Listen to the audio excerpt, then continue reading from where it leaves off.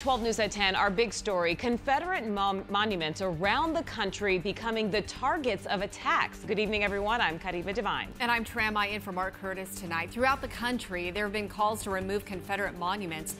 Some have already been toppled, others defaced or vandalized. Near the Arizona State Capitol on Friday, a Confederate memorial had red paint thrown on it by a vandal. Tonight, Team 12's Michael Doudna caught up with the man arrested of the crime. Michael? Not at all, guys. In fact, he told me he was 99% sure he was going to get arrested. But he wanted to face this monument on Juneteenth, a day that celebrates the end of slavery. And by defacing it on that day, he hoped it would also mark an end to memorializing a racist past. I think it represents racism and it represents hatred and you know, a past that we shouldn't be proud of. A monument standing since the 1960s, doused in red paint Friday by Sean Brennan.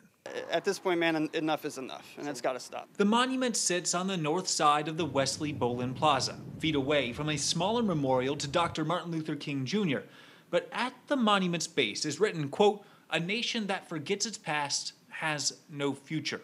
But for Sean, it's a past that's better left to history's pages than etched in stone.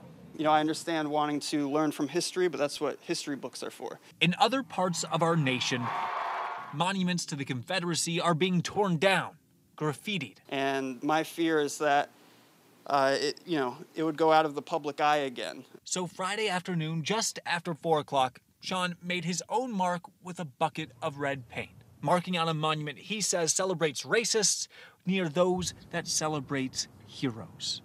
Enough's enough. It's 2020 and we're still doing this. Sean was arrested just minutes after pouring paint on the monument and now faces 2 charges, including 1 felony.